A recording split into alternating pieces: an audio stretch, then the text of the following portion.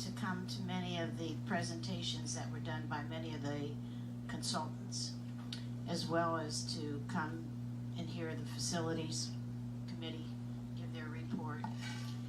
And I took at heart much of what was in all of that information, because at one point you have to come together and say, how do you input this into a decision, which is what you're faced with here tonight. There's been a lot of reference to the committee and the hard work that they did and under the leadership of Brad Beach. I'd like to remind you of something that came out of that report and was in the presentation, which relates to the issue here tonight. Committee recommendations. The Board of Education should consider alternate funding sources to accelerate the implementation of the types of projects identified in this plan. That's telling me something that was done when I was on the board back in 1997. We found that there were businesses within our community that provided some of the things we were trying to do in that bond. I often mention Verizon came in, did the FiOS into our schools, and did that as a way of helping us. I attended a community meeting a couple days ago and talked with one of your trustees who's been working on trying to bring in some monies, or some, I shouldn't say monies, but some opportunities to have some of these things done with businesses in our community. And I say, yay, that's what I've been talking about for years. It's sad when you have to go to the voters and say, we want you to pay the whole bill. You haven't given the opportunity for community, businesses, even individuals to try and help you with some of these things. And I'm not saying, like was brought up earlier, well, put the Amazon name on one of our schools. I'm not suggesting that by any means. But what I am saying is, if you go with a smaller amount, you have to decide what that might be.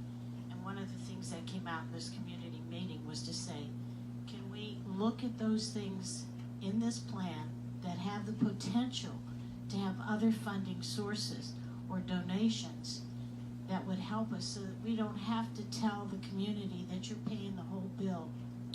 One of the things that came out of this meeting that I went to at Haskell, which was one of the big town hall meetings you had, was again something that was promised by your board giving direction to the committee that put together this master plan.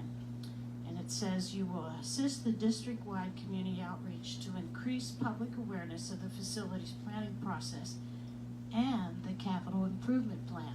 Well, I have a little bit of experience in developing capital improvement plans. And the nice thing about that is you tell people at each one of these school sites, in this year, you're going to get this, and this is where the money's coming from.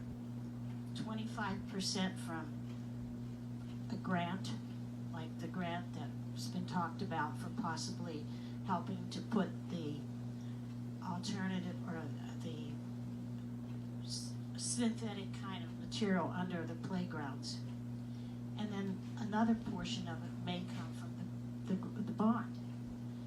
To a community member, that gets my yay. They're really trying to do this, not by asking it all to come from us, the property owners or businesses that pay the tax, but by a spirit of community, by reaching out. You've got people in the chamber, you've got people in adult school that communicate with businesses, having them come together to help you do this.